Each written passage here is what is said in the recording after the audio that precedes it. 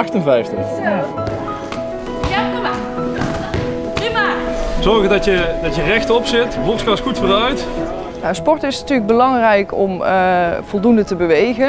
Het heeft bijvoorbeeld een goede invloed op je bloeddruk, maar ook op je gewicht, je cholesterolgehalte. Nou, dat zijn allemaal risicofactoren om bijvoorbeeld hart- en vaatziekten te krijgen. En daar kun je dus door een gezonde leefstijl zelf invloed op hebben.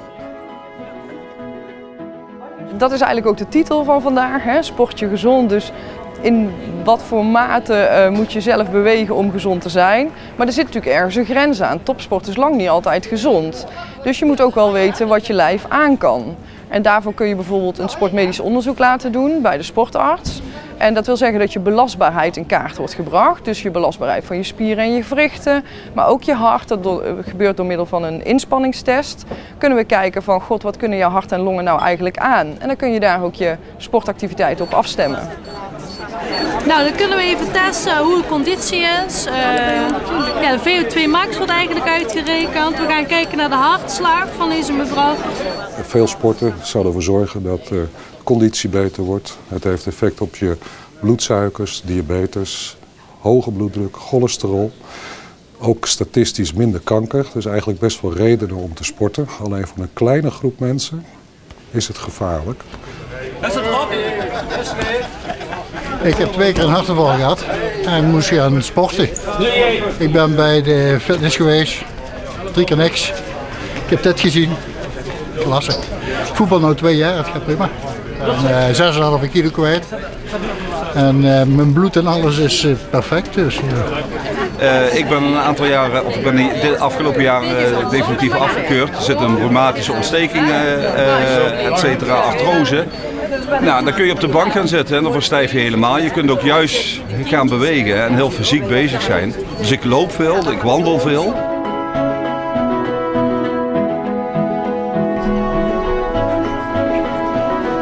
Ja, voor de geest natuurlijk hartstikke gezond. Hè? Dus ja, fit van geest blijven is natuurlijk zeer belangrijk.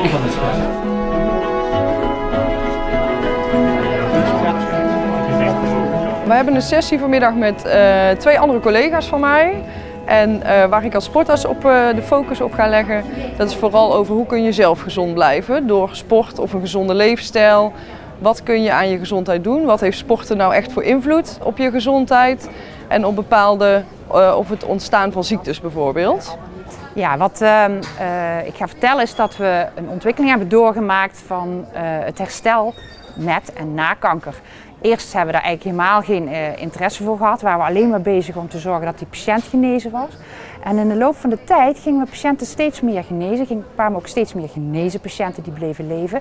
En werd de focus meer gelegd op, als die patiënt genezen was, dat hij weer terugkwam in de maatschappij. En dat wordt eigenlijk mijn boodschap. Dat we proberen, en dat wordt dan met behulp van onder andere sporten, patiënt weer in de maatschappij terug te plaatsen nadat ze kanker hebben gehad. Spelen, dan komt hij, hè? Spelen we allebei terug. Goed zo. Heel snel schuiven. Ja, prima. We hebben al vaker gevolleybald. Goed zo. En de volgende. En kom naar de bal toe. Prima.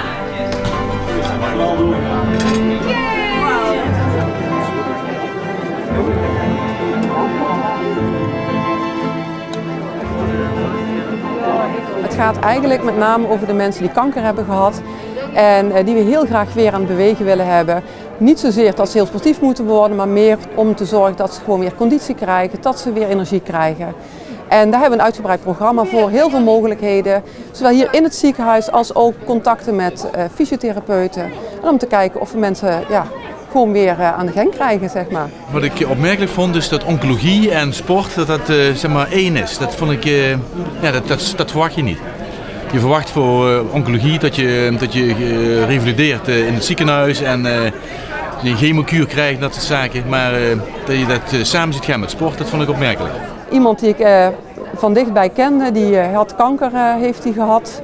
En die kreeg chemo en ik dacht, als zij chemo kan krijgen en die houdt dat vol, dan moet ik toch kunnen leren rennen. En dat was mij nog nooit gelukt, maar dit was extra motivatie om zelf ook aan de slag te gaan. Dus ik ben heel langzaam begonnen met rennen en uiteindelijk is het mij dus wel gelukt om de Venloop te rennen, 10 kilometer. Ik vind sporten zelf heel erg gezond. Ik heb natuurlijk een heel druk beroep. met nou ja, toch best wel moeilijke problemen. En sporten helpt mij mijn hoofd vrijmaken.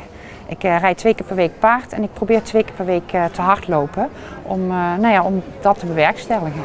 Het blijkt dat ja, als je gewoon in plaats van 1 blokje rond, 2 blokjes rond gaat en af en toe een beetje versnelt met wandelen, dat al fantastische resultaten kan hebben. Dus ja, iedereen kan gebruik maken van sporten. En sporten is een heel breed begrip, zeg maar. En het gaat uit van de basis van de patiënt zelf.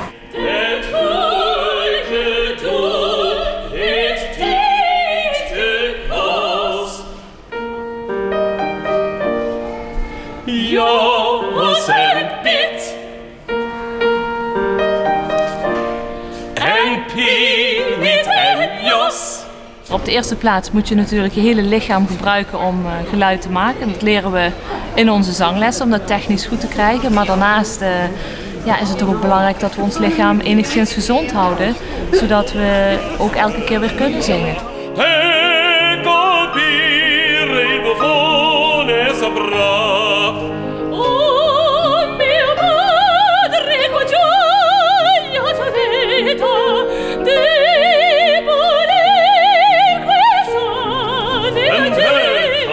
Ik ben eigenlijk een anti-sportpersoon, maar daar voel ik toch de voordelen van. Ik ben in de zomer nog te bang eigenlijk dat ik de koude lucht inadem. Dus ik heb zo'n cross trainer. Daar besta ik altijd de nodige tijd op om zo fit te blijven. Wat is van ons? Alle touwen los.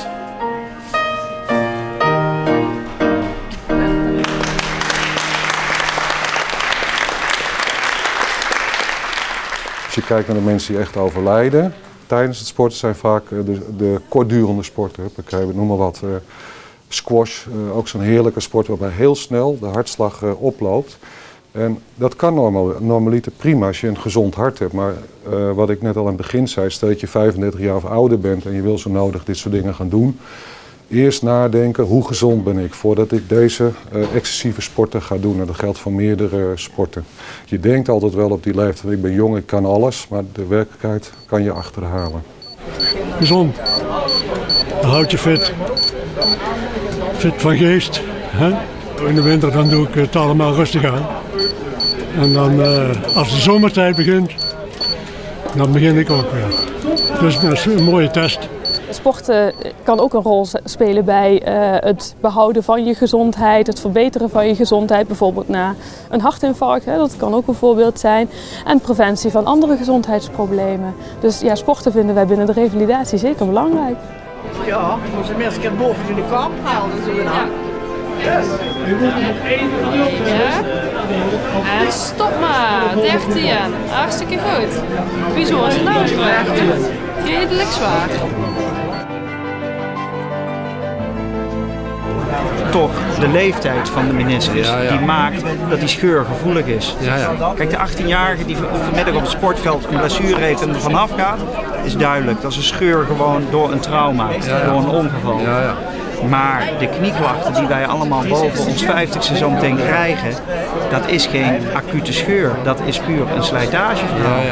De elasticiteit neemt af, hij wordt gevoeliger, hij scheurt makkelijker. Maar ik denk dat sporten per definitie gezond is voor het lichaam, dus ook voor de knie.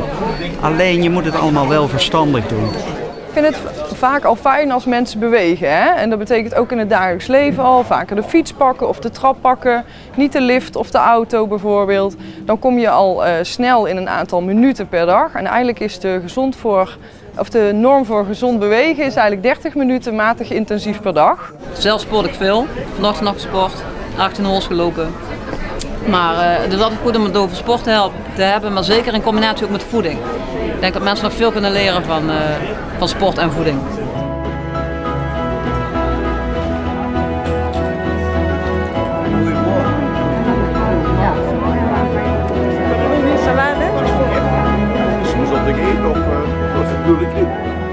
Nou, we hebben een stukje op sportvoeding gericht. Wat is het advies om voor en tijdens het sporten en wat is het advies om na het sporten te gebruiken? Hoe intensiever je sport, hoe belangrijker het wordt. Dus dat wordt hier ook wel aangegeven van bijvoorbeeld die extra koolhydraten die worden van belang als je een uur of langer sport en intensief sport. Voor die tijd is het net wat minder van belang. Eiwitten heeft iedereen wat aan om zo goed mogelijk te herstellen na het sporten. Is dat voor iedereen van belang om eiwitten te gebruiken. Maar de basis blijft altijd een gezonde voeding. Voor topsporters en voor niet-topsporters. Die gezonde voeding blijft de basis. Ik wil door zelf te sporten ook laten zien naar anderen toe dat het belangrijk is. Ik vind niet dat als ik revalidatiearts ben en ik sport niet, dat kan ik niet maken. Dus vandaar dat ik zelf actief aan de slag ben gegaan.